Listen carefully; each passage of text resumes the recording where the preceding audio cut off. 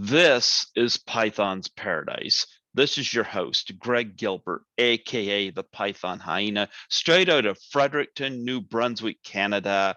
Here we are. It's November the 22nd, 2021. We had a downpour outside out there because my cat kept looking at the window. And oh gee, he's taken off because he found out that I'm doing this. He knows I'll exploit him. Cat videos get hits, cat that's right. And cats during interviews. So, folks, I'm going to be talking about a film I had just discovered, and I'll get into details on that here shortly. But I have an actress from that film on the show with me today.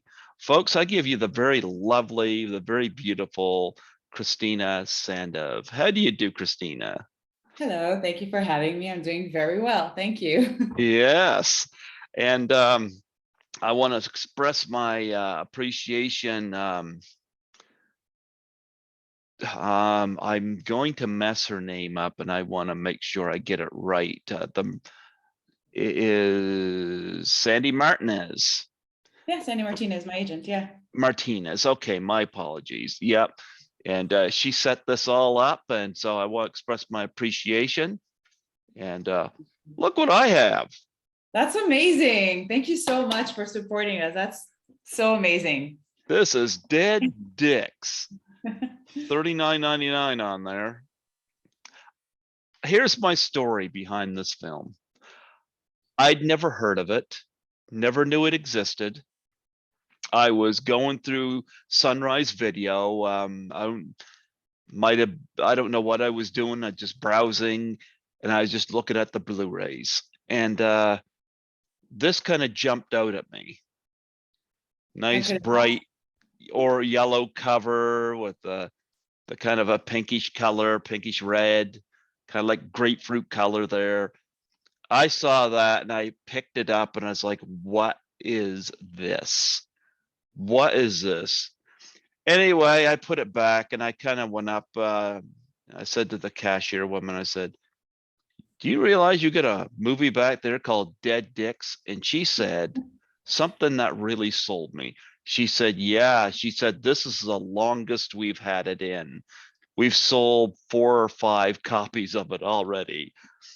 Anyway, I went out to my car and I was getting ready get ready to go to work. I had a few moments and I was like, you know what? Curiosity has got me. I need to see this movie. Nice. So I went in and I purchased this movie. Proud that it's a Canadian film. Yeah. Yeah. Absolutely. Yep. And I took it home and I watched it, and I contacted my brother the following day and I said, you got to see this. Yeah. For people that want to know the synopsis, excuse me, it's about, well, we got Jillian Harris plays a young woman who's just gotten a promotion and she's moving up. She works her nights at a bar, bartending with our lovely guest. Yeah. And she's got some voicemails on her phone from her brother, her older brother, frantically telling her, come over to the apartment. Now she's worried because he's dealing with some issues. We see him in the opening scene of the movie, smothering himself with a bag until he dies. She goes over to his apartment, hears loud music. She shuts the music off, ticks off the person underneath, going up there. Anyway, she's calling for him. She hears a noise. She opens the closet. There's her brother hanging. She breaks down. She's sobbing. And then she hears a voice behind her. She turns around. There's her brother standing there buck naked with a bowl of cereal. That, folks, is the premise. It's a horror comedy, and the body count mainly consists of one guy killing himself over and over and trying to figure out why he keeps coming to life, because there's a giant vagina on his bedroom wall. I can't make this stuff up, folks. It's all in this movie. Yeah. And of course, the pun being that the guy's name is Richard, Mm-hmm. right? So that's why it's Dead Dicks. It was very funny when I started promoting, that I was a part of this movie, and I told my friends, because we premiered at Fantasia, I was like, guys, come. I had a few concerned phone calls and messages like, Kristina, are you doing porn now? What's going on? I'm like, no, it's not what you think. It's actually really brilliant. It's a pun. Rest assured, all is well. Well, Heston Horwin could do porn after this. I mean, he's naked through most of it. He could do serial porn. Yeah. I love it though. She goes, put some clothes on. Yeah. And he rushes, does that little sprint to the kitchen with the bull. Yeah. Because one of the charities that I deal with is about suicide and depression, So, it's hard to make that funny, and yet this movie manages to do it, Yeah. I don't know where the creative minds got this, Do you have any inkling of where this came from? Because Yeah. people keep saying there's no ideas in Hollywood. No, Oh, but in Canada there is. in Montreal, there are. Yeah. Exactly. Well, I'm friends with Chris and Lee, the writers and directors of the movie, the creators, right? Mhm. And they're both brilliant, very smart people with, various life experiences. And actually, if I recall, and I hope I'm not saying the story wrong, if I recall, it was at either before they got married, it was either at Chris's apartment or at Lee's apartment or their first apartment together. There was a leak on the wall or in the ceiling. Mhm. And that's basically what inspired this movie. And of course, they built upon it and built and built and built. And this is their labor of love. It's this project truly is a labor of love, because there was not much budget or time to it, but lots of love, and I think they did a wonderful job, honestly. You want me to tell you something? You don't have to have a big budget to make an effective movie. All you need is as good an idea as you can get. And this had a great idea. And locations. And I do like the way they utilized the apartment in this, And I think that and I often said, if you can find some way to use lighting and locations to your advantage, you've taken care of a lot of your budget right there. True. Yep. And I love that part of it. Yes, it's an independent, low budget film, but boy, it's done well, It caught my attention. I'll tell you that. When I see something, Michelle says "Dead Dicks," I'm like, okay, they titled it right. Perfect. So well thought out. Yeah. Yeah, but and I can't believe it's been done. It's the creative minds of two people, Yeah. So when after I get done watching this, I was like, I have got to get at least one person from this movie on this show, because I like interviewing bigger name people, but I also like to interview. I like to go where the story is, Not enough people know about this movie. True. So that's one of the things I love doing about this show, because I can make discoveries and I can put something out there and say, you know what, let's highlight this film. That is always fun to do. We appreciate it, of course. Yeah, that's really cool. Thank you for doing that. Absolutely. And you were the smart one that took the overtime, took the overworkings at the bar. You didn't have to go to the apartment and have to deal with the mess. Yeah. Did they pay you well at the bar to do all that filling in? So many tips. It's a good thing we had so many tips.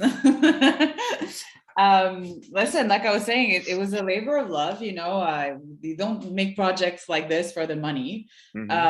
I had a small part, but you know what they say, there's only small actors, no small parts. So I really enjoyed my time there. Actually, we started shooting with my scenes. That was the very first day. And I had another gig. So it's kind of like, can we make it in time? I had to catch a train. It was like everything was a series of miracles on this shoot, honestly. It's like, is it gonna happen? Is it gonna happen? And then it all happens and falls into place.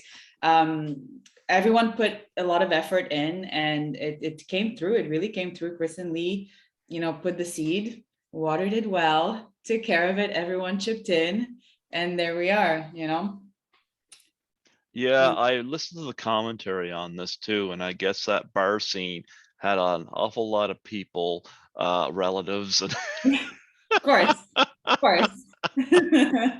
like That's what's I think sorry. he was saying we had to give a menu to the guy's uncle, you know, because he was just kind of watching what was going.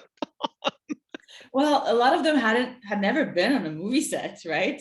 Hmm. So, but yeah, everyone chipped in. Everyone was like, okay, I have a cousin, a brother, somebody, you know, whoever could bring someone brought someone. And so it was yeah, those are really fun shoots, you know. It's because on the big budget shoots, you don't get to have that vibe.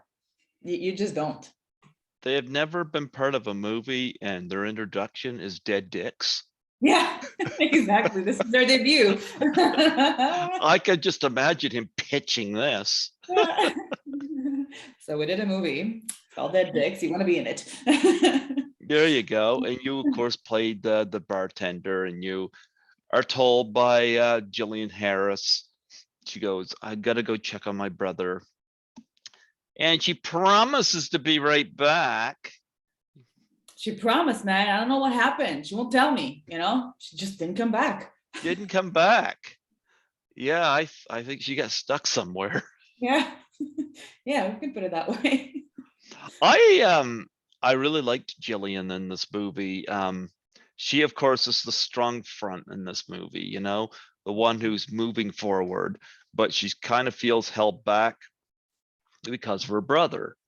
Mhm. And it's not that she doesn't care, but she also feels a little responsibility for him, and she has to deal with the mess.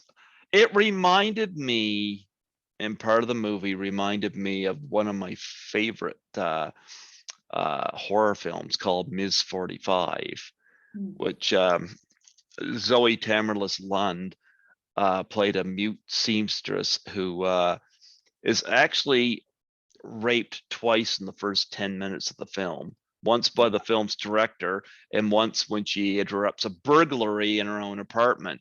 She kills her second attacker, and it's called Miss 45 because she uses his gun throughout the Mm. rest of the movie, goes on a man killing spree.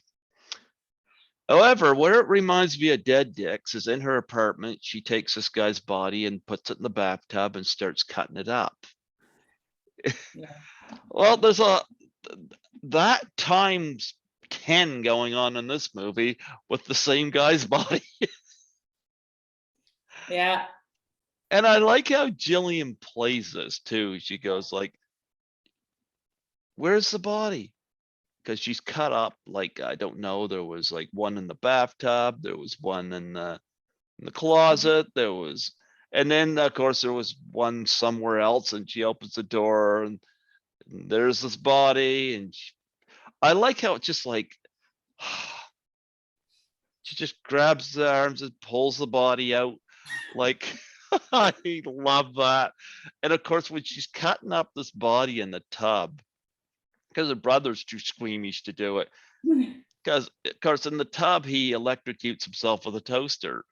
But I love this doll that goes, is the toaster good? Goes, what? No. Does the toaster still work? It's like, really? This is what you're gonna ask me? Yeah. Yeah. That was funny. Yeah.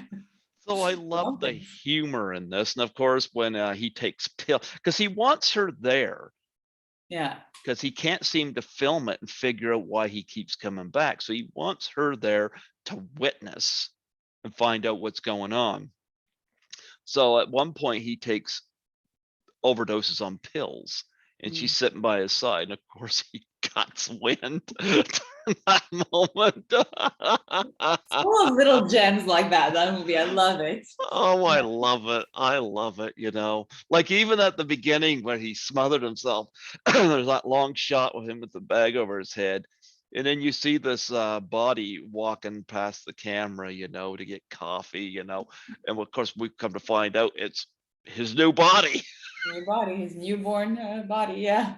Yeah. So I had a lot of fun with this movie, and the characters. And I was like, I love it when I make discoveries like this, you know? Yeah. Yep, I love it when I make these discoveries. And so talk about working with the Gillian Harris. I'm not going to give away the ending, but boy, does she really make some discoveries. Yeah. Yeah. Yeah. So talk about working with Gillian. Oh, talk about working with Jillian. Listen, I only had that one scene. She was great. She was lots of fun. I didn't really know her much from before. But the Montreal acting scene is pretty small. I feel like I might have seen her at an audition or something. But no, she was great to work with. It was very go, go, go, but we've both been acting for a while. So we knew, what to concentrate on to make it happen. Because even on big budget sets, you don't have that much time to rehearse and practice, and that's a luxury that you usually don't get, right? So we knew to get to business right away as we're getting our hair and makeup done, we're running the lines and everything, and then we just went with it, and we just, fed each other the lines, and it was really fun. It was short and sweet. I wish I had more days on the shoot, because it was such a fun shoot. I could see, I stayed in touch, so I knew throughout. But yeah, it was just like I was telling you, it was just one. It was before noon. I think we started shooting at like 7 or something, and at noon I was done and gone. And I really wanted to stay and play more, So I had a really good time. She was great to work with. I find it funny you say she's great to work with. She took off from work. You didn't get to work with her. It is, yeah. Not so much for the manager of the bar, but for the actress, she was great to work with. It's funny you say that, yeah. Yeah, it looked like it was getting busy in there when she called you to tell her that things. Like, what do I pay her for? What is this? Yeah, I think you should dock her. She's sweet and all, but you got to do what you got to do. Yeah, you got to do it. You should be given a promotion. Yeah. And I know you were not in scenes with Heston, but you must have got to meet him. Yeah. Yeah. Talk about him. Oh, he's so talented and so awesome, and just a positive energy. He was just so much fun, honestly, because he wanted to be there as much as, even he was there when we were getting ready for our scene, even though he was not in that scene at all. So we got to hang out, and around Fantasia afterwards, he came back for the the opening and all. So he was just very positive to be around, very fun. He has a lot of energy, super talented guy. Very down to earth. He's from LA, he's fancy, but he is not at all pretentious at all. Like, super pleasant, fun guy to work with, honestly. I love that line of dialogue. I could think of exhaustive ways to kill myself. Yeah. So well written, yeah. And again, suicide is nothing to laugh at, but No, I'm going to tell you, yeah. this movie had an interesting premise, and of course, I don't know how much budget went into the vagina on the wall, but I loved, and again, I won't spoil the climax, but it is kind of unique what discoveries Jillian has to make, Yeah, indeed. But I also love one of the other things it explores too. Let's see if I get this guy's name. Matt Keys. Matt Keys, yeah. Matt Keys, of course, plays the neighbor downstairs. I don't know what he does. He's got a lot of free time, down his To get apartment, annoyed, yeah. reading and exercising, but he's angry, constantly angry because of all the noise upstairs. Yeah. I really liked him in this, but one of the things with him is you find out what happens if somebody dies and then suddenly you're able to revive them, but yet something has been reborn through the whatever the vagina thing there is. And I'm like, it kind of reminds me of where if I may take a line from the movie Multiplicity with Michael Keaton, you know, a Xerox from a Xerox, Yeah. you know, or it's not quite the same, not quite the same quality. Yeah, that was a freaky scene when Don't spoil it. Right. I remember her yeah, telling me about it. It was a fun one to shoot. They had some behind the scenes as well. And I was like, I so wish I could have been there. It looks like so much fun. Yeah. yeah. So I had a lot of fun with this, and I remember listening to the commentary track. They said Matt plays a lot of romantic leads in like Hallmark movies and stuff like that. He said they said that Matt jumped at the opportunity to play the annoyed downstairs tenant because he said this was something different for him, you know, Yeah. and he played it well. I loved it when they had him tied to the chair Yeah. and they're like arguing, and then he kind of stands up and he's like dropping the ropes. He says, "This is just one more thing you guys suck at." Yeah. Yeah, that was good. It's like, come on, you can't even tie me up properly. What is this? Yeah. So I had some fun with that. You said it played at Fantasia. What was the premiere like? Honestly, it was sold out. It was amazing. It was, I would, if I recall, it was sold out. Yeah. We have a lot of friends at Fantasia and such. So people were just happy to see Chris and Lee's baby, right? Because yeah, like we all know each other and support each other, and it actually got in. So we were super thrilled about that. And we had a lot of support from friends and family who came to watch it, and the response was great. We couldn't have been more thrilled. Honestly, it was for me, it was even again, the part was small, but I was just so proud to be a part of that project and to see a full crowd, like the biggest room at Concordia at the university was packed. So that was really motivating, you know. That was like, yes, all the blood, sweat, and tears were worth it. I'm sure that's how Kristen Lee must have felt about it, you know. It was all worth it. It had an amazing response, and then of course it went on to many other festivals. They entered in many other festivals around the world, and they just kept winning prizes, you know. So that's their first feature together. Yeah, and if I recall, this is Lee's first feature ever. So, you know, and they're so humble. They was like, oh, we're not sure, blah, blah. And I'm like, and then they just went and aced it, you know, like, oh, it's our first, we don't know, blah, blah. And then they did just something amazing, right? So How many versions of Heston Horowin was at the premiere? How many versions? 50, I believe. Uh, Just the one. Yeah. Yeah. Well, no, I enjoyed this. I never caught that.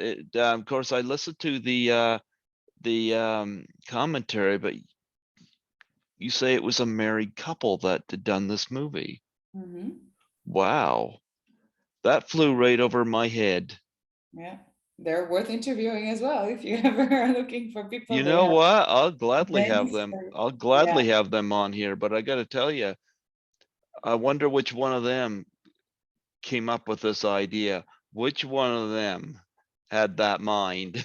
Asking them, yeah. I don't remember the details. I just remember roughly the story that there was a stain on the wall and it inspired them. But it's a fun story. It's worth asking for sure. Absolutely. Do you ever get to do the convention scene? I mean, I would like to think that this would. I just started doing the conventions in 2017. I mean, Toronto has Horrorama, Niagara Falls has Frightmare in the Falls. There's various ones in the States, from Texas Frightmare to Monster Palooza to Horror Hound. You ever get to do those? I haven't personally.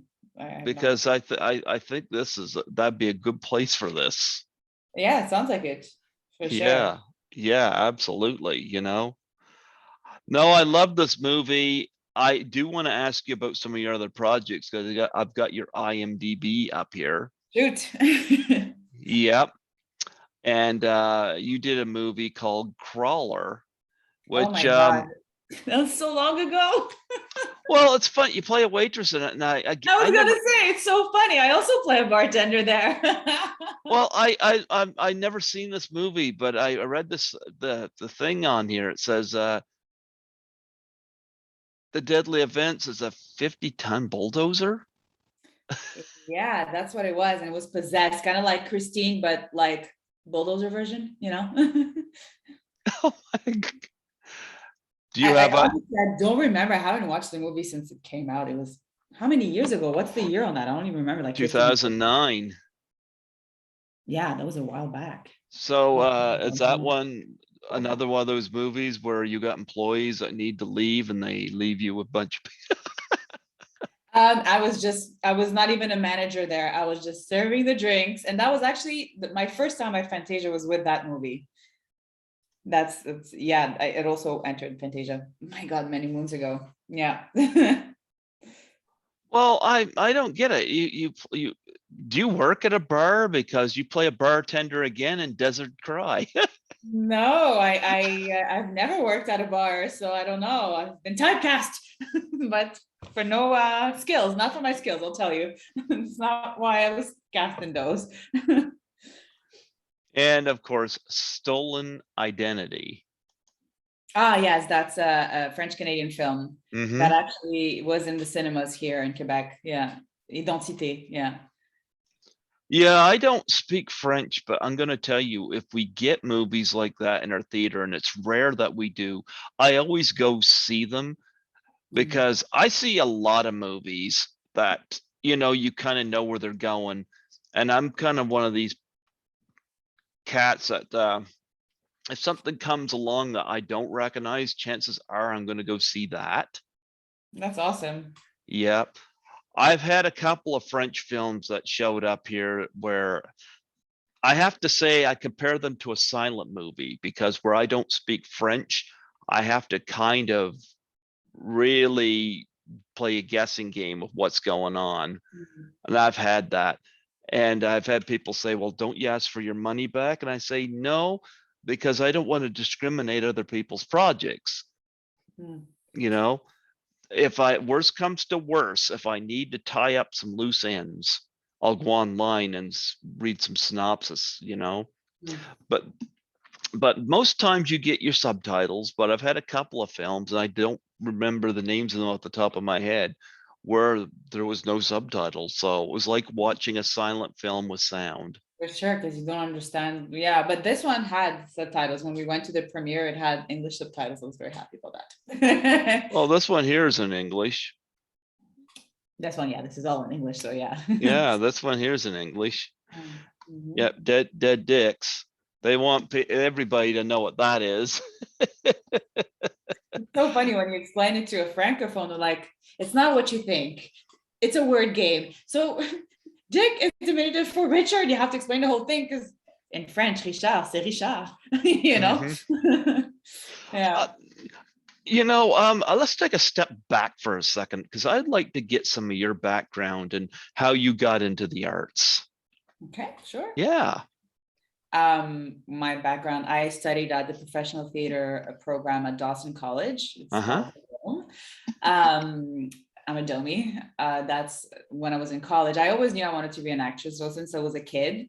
So I did some it escapes me in English, art dramatique, dramatic arts and theater in high school. And when I was applying for college, I only applied to theater schools, even though I had the grades to go pretty much anything else I wanted to. I was a nerd. I own it. Hmm. But I really, really wanted to be an actress. And I got into both the Dome at Dawson and at the John Abbott. It's another college that has the same 3-year program. But that's kind of far from my place. So I just went with the one that's smack downtown close by, right? And I'm really happy that I did. I really loved that program. And it was 3 years. I graduated from there. And I've been acting ever since. Montreal is not as big a scene as Toronto, but I have been able to live mostly off of that. So I'm very happy with that. I'm happy that I did theater school. It's one thing to have the talent, but for me, it wasn't enough. I wanted to have the skills and know exactly how to use them as well. So, and I've been lucky to act in French, English, and Bulgarian. I'm a Bulgarian background. Oh, wow. Yeah.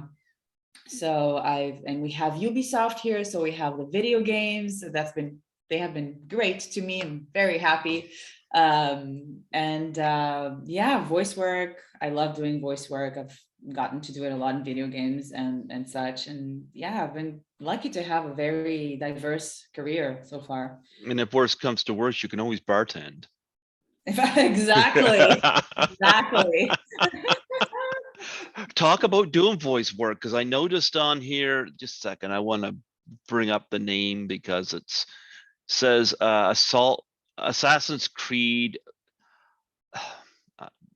Valhalla. Valhalla. Okay, I didn't know how to pronounce that.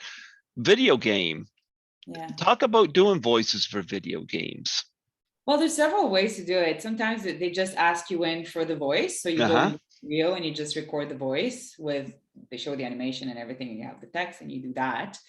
So that's one way to do it. Or sometimes you do what's called full performance capture. So it's in the motion capture studio, the mocap studio, and you have the suit and everything. And then you'll have, if they're only recording the voice, and you have a little cap with the mic that's kind of like here and records everything. But usually for full performance capture, it's the little mic with a cap, but you also have a helmet, which it has like this, it's long, so that you can have 3 cameras with 3 lights here, so they catch all of your angles, and it's the least flattering thing ever. We all look like we have these massive noses and these massive mouths and teeth, but it's so that they can capture every single movement of your face, so that they can make it as realistic as possible afterwards, right? So when you do that, they record the voice at the same time as you're doing all the action, so all the breathing and everything. So it really depends on what they're looking for. Sometimes they'll want, I worked on a project where the voice actress was in the UK, but then I had to do the movements to her voice. Sometimes it's the opposite. Sometimes it's already recorded the movement, and then you have to do the voice in studio. It really depends on what they're looking for. Are you familiar with Dave McRae out of Toronto? Because he does voice work as well. I don't know him personally. Okay, all right.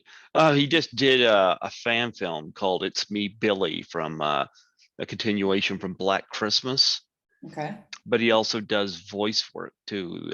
So that's why I was asking. I never had him on here. I'm working on it. But when you mentioned voice work, I listened to his podcast, and he talks about doing voices a lot. So yeah. So do you have a web page that you want to plug on here?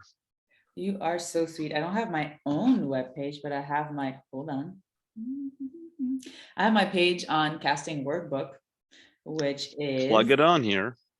Hold on, I'm like all shy now. And so I'm one of those actors that I'm like, oh, I don't want to do publicity, but it's silly. Of course I should do publicity. Absolutely, please. You're my guest. Maybe I will find it today. That would be awesome. If I recall, it's Kristina Sandev /castingworkbook.com. Okay. I believe. I'm so great at this. Maybe I should stick to bartending. Bartending.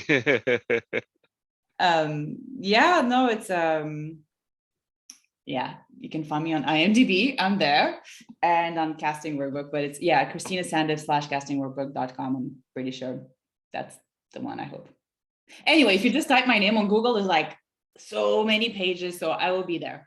Do you have any charities that you're involved with that are dear to you? Shamefully, I do not at the moment. I do support animal charities, for animal welfare. Mm-hmm. Like WWF, I have donated in the past. That's a wrestling. No, not that one. Wildlife welfare. But yeah, wrestling is great too. Well, they had George the Animal Steel. That's close to. There you go. There you go. He had hair all over his body, none on his head, but on his body. So there you go.